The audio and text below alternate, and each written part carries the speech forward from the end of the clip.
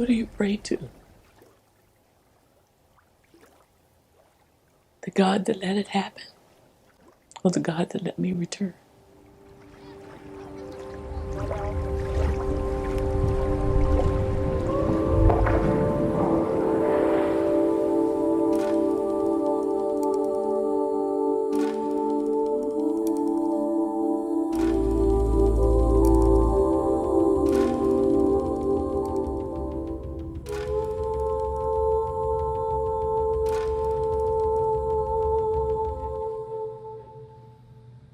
So, and this one is one of my favorites. Take a this one. This beautiful piece was made for me when I went to Cameroon. So this is going back, and I'm going to wear it in one of those special moments, and that will connect me with the motherland. My name is Wanda Tucker. I am a descendant of William Tucker. A number of years ago, we became keenly aware of our family's history in the larger landscape of America's history, and embracing the narrative that we are descendants of Isabel and Anthony and William, and who took on the surname Tucker, who arrived in 1619, in August of 1619. We're getting ready to embark on an amazing journey, going to Angola, to the region of my ancestors of Isabel and Anthony. Not sure what I'm going to feel, but what I'm feeling now, along with the excitement, is the wonder to bridge the gap between 1619 and here we are in 2019, almost 400 years. And we can't close all of the gaps, but slowly but surely closing the gap between what happened then and connecting the journey to who we are now as a people, as a family. That 400-year connection is my family's story. But it's also the story of millions of Americans, African Americans here in the U.S. Happy birthday, dear Mama. Happy birthday to you.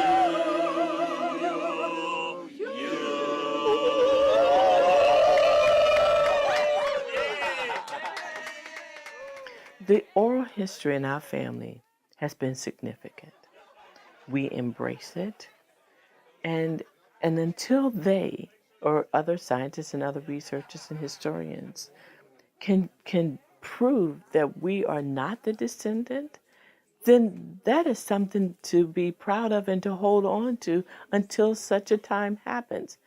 And so whether it's true or not, until they prove otherwise, I'm going to embrace that narrative. But I am here because someone else was here and someone else survived. That is evident.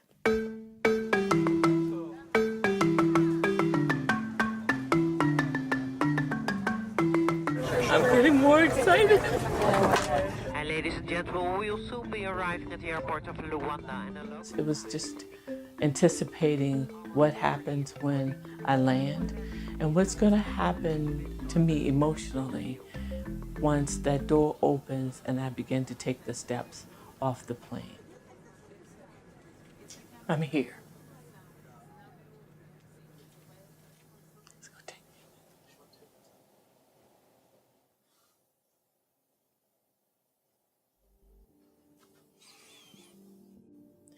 Stepping on this soil that has history, that has meaning, chosen by my ancestors to be here. And yet that alone feeling away from family, and I'm here where family began. I hope that at some point my ancestors can speak to me in a way that reminds me of their strength, of their courage.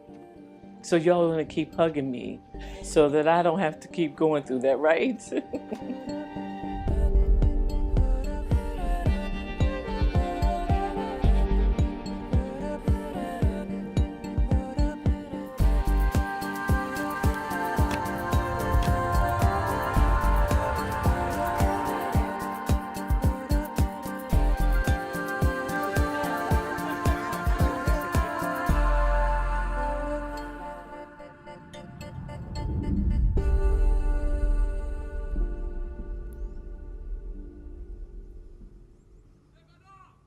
When Isabella and Anthony were enslaved here in Rwanda, they were Christians and then they were baptized E foram batizados before they were put on the ship. antes de serem colocados no navio. What was the purpose of being baptized if they were already Christian? Infelizmente, os traficantes de escravos procuravam justificar o crime que estavam a cometer. E a melhor forma que encontraram de justificar o crime que estavam a cometer era juntarem uma instituição do mal, no caso a escravatura, a uma instituição do bem, que é a igreja. E nessa relação, eles procuraram construir um discurso apoiado na base da história bíblica. E por isso, os africanos, sendo descendentes de Kahim, também eram amaldiçoados, eram pecadores e tinham que pagar pelo pecado que haviam cometido no passado. E, nesse caso, a escravatura aparece como uma forma para pagarem os pecados que haviam cometido no passado. Mas tudo isso era um processo, o processo de retirada dos africanos do pecado ou do mundo da barbárie. Começava com o batismo, seguido da escravatura. Só assim poderiam ser libertos do pecado. I found myself experiencing rage.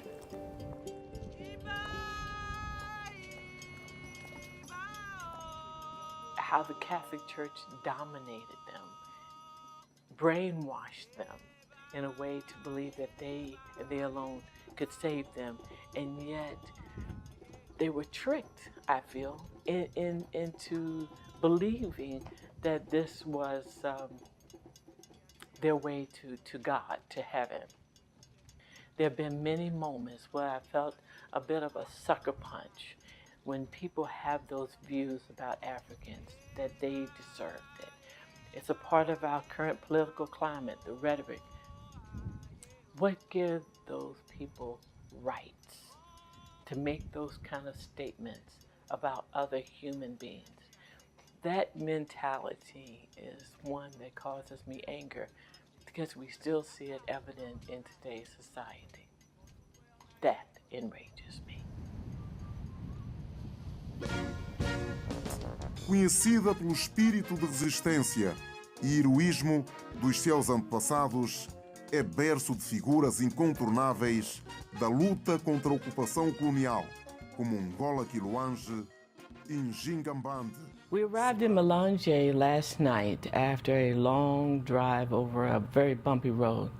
We continued and met the next administrator to Kalendula. We talked about the history of the people coming to the falls for spiritual renewal over the years, and this has been increasing as people are touring Melange.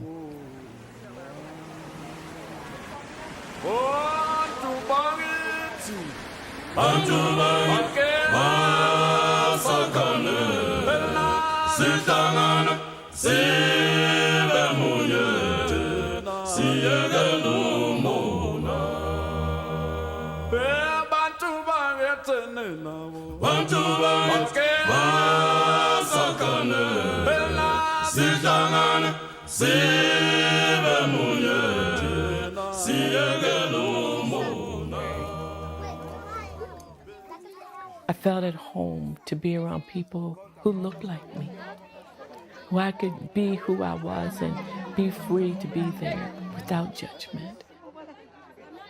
They started that music on, and those young people jumped up and started dancing.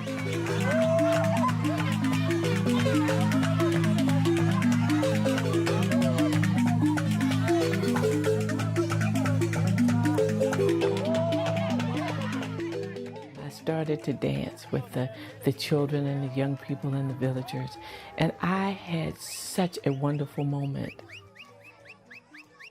I felt free.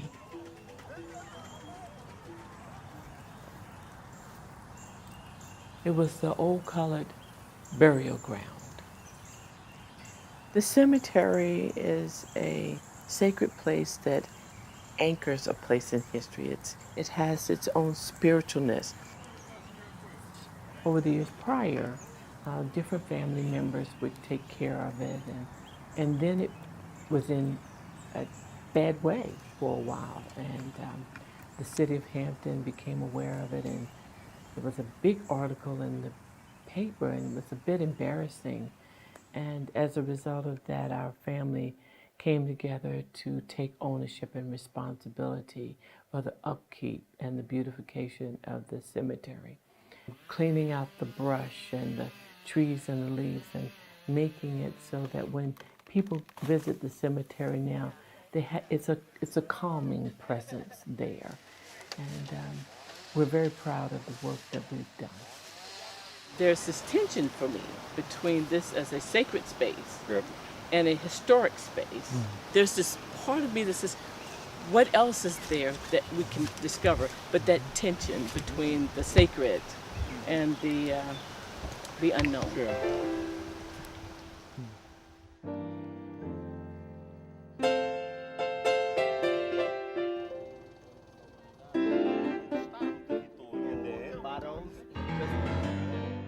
Massa, the fortress. I'd heard a little bit about it, that there was a slave garden there. It's tough to look at that river from that position and to imagine how this process happened. They were baptized under this large cross. They were branded. They were bound. And they had to walk down this pathway that would change their lives forever.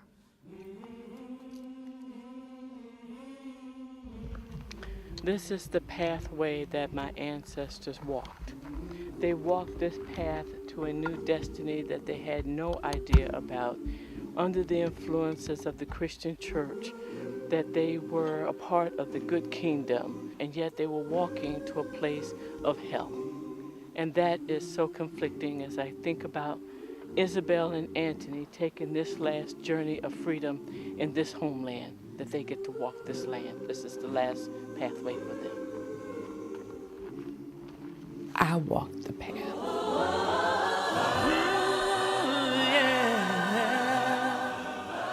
I couldn't walk the whole path. I just walked part of it. It was too hard.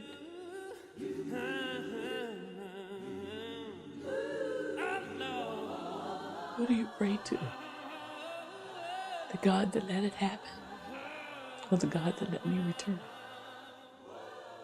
I remain conflicted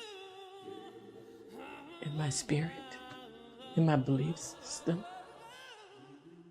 This was one of the richest experiences of my life. To see the good, the bad, the ugly, the ruins. To see the people, the beautiful people, who constantly welcomed me home. It is no small matter. Many of us grew up being told that you're not anyone. We are somebody.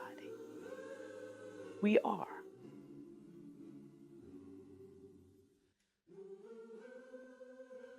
And to not forget that.